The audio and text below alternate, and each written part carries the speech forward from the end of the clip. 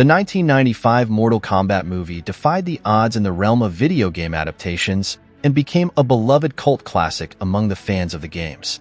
As Hollywood was obsessed with turning video games into blockbuster hits in the 90s, with movies like Super Mario Bros., Street Fighter, and Double Dragon, the list of box office bombs based on beloved games was a graveyard of cinematic nightmares. But then came Mortal Kombat, a film that, against all odds, not only captured the essence of the brutal fighting game, but also became a surprisingly entertaining and successful movie in its own right. This wasn't your typical video game adaptation. Instead of a bland, generic action flick, Mortal Kombat embraced the over-the-top action and cheesy dialogue that made the game so popular. It delivered iconic characters like Scorpion, Sub-Zero, and Raiden with a campy charm that resonated with both hardcore fans and casual moviegoers.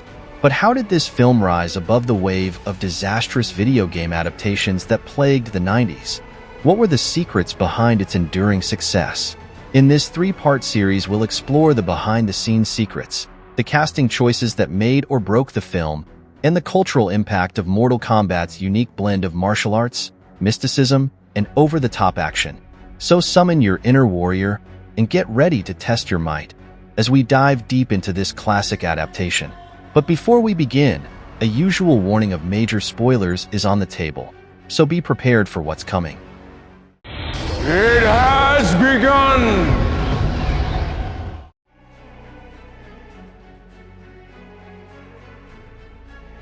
Chris Casamassa was initially hired to work as a stunt ninja for the film. However, during the audition process, the producers were so impressed by his martial arts skills and screen presence that they offered him the iconic role of Scorpion. This unexpected turn of events showcases the power of a strong audition and highlights how Casamassa's talent transcended his initial role, leading to a significant breakthrough in his acting career, as he was also cast as Scorpion in the Mortal Kombat prequel series, Mortal Kombat Conquest. Bridget Wilson-Sampras, who portrayed the character of Sonya Blade, was dedicated to performing her own stunts. She refused to use a stunt double even for the challenging fight scenes. This commitment led to a significant injury during filming when she dislocated her shoulder. Remarkably, the film crew was able to successfully treat the dislocation on set, preventing any further complications and allowing her to continue filming. The production of Mortal Kombat involved filming in remote locations in Thailand. These areas were so inaccessible that the cast, crew, and all the necessary equipment had to be transported by long canoes. To minimize the disruption caused by frequent trips to the mainland, a makeshift outhouse was constructed near the set, providing basic sanitation facilities for the crew during their time in these isolated locations. The filmmakers had a clear vision for the role of Shang Tsung in the film, and Cary Hiroyuki Tagawa was their first and only choice for the part. Tagawa made a strong impression at the audition by arriving in costume and delivering his lines while standing on a chair, showcasing his dedication and commitment to the role. To avoid the complex and time-consuming process of applying extensive makeup to replicate Shang Tsung's aged appearance from the game, the filmmakers opted to portray the character as younger in the film, allowing for a more streamlined and efficient production process. Christopher Lambert, a seasoned Hollywood actor, played a pivotal role in easing the pressures of the Mortal Kombat film set, especially for the less experienced members of the crew. His calm and professional demeanor, honed from years of experience in large-scale productions, created a relaxed and productive atmosphere. Even Ed Boon, co-creator of the game, praised Lambert's performance, acknowledging his impressive portrayal of Raiden despite not being Asian as the character is in the games. Despite being the highest-paid actor on set, Lambert prioritized the film's success.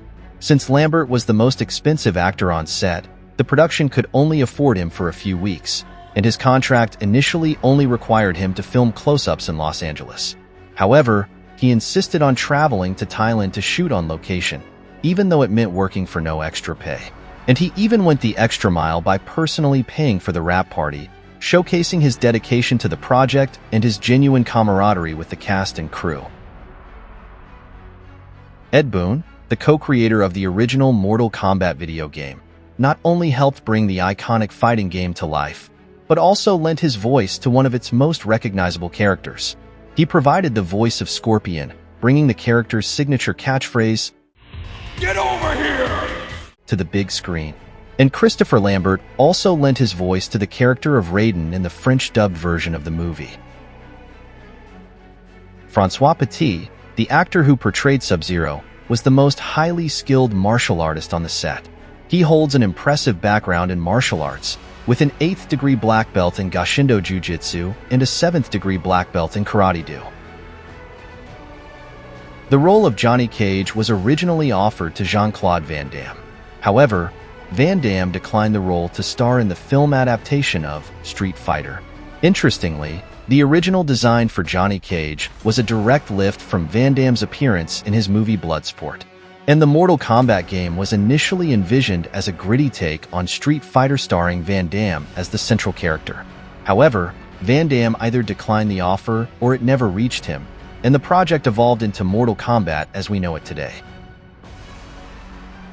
The film was originally slated to feature a cameo appearance by Steven Spielberg, a well-known fan of the video game series. Spielberg was set to play the role of the director in Johnny Cage's first scene. However, due to scheduling conflicts, he was unable to participate in the filming.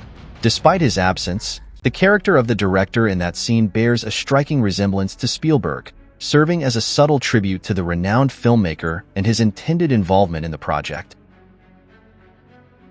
During the filming, the on-set medic acted as a set security guard and took his security duties very seriously. According to actor Lyndon Ashby, the medic was quite strict about who was allowed on the set. When Hollywood superstar Tom Cruise, who happened to be in the area, wanted to visit the set, the medic promptly turned him away, emphasizing that Cruise was not involved in the production.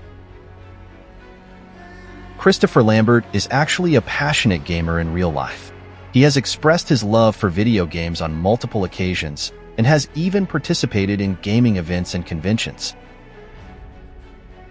The character of Kano in the original Mortal Kombat game was depicted as Japanese American.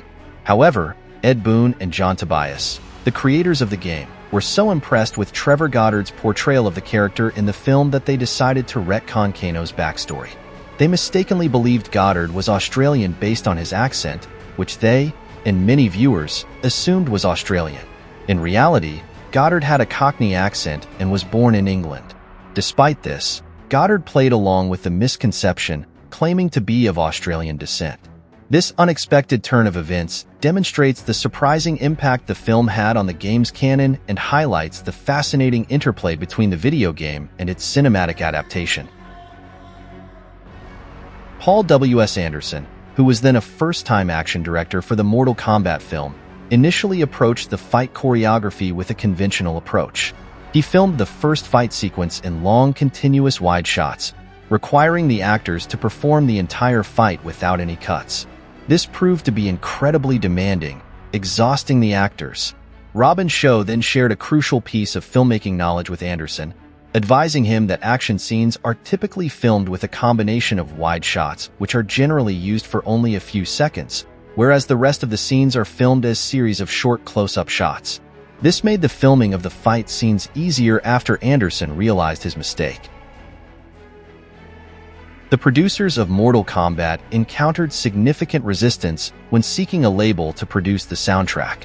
Both Sony and Virgin Records rejected their proposal, insisting on using established pop artists like Van Halen and Janet Jackson. However, the producers envisioned an electronic dance music soundtrack, a relatively new and less mainstream genre at the time. They eventually partnered with TVT Records, a smaller label who embraced their vision.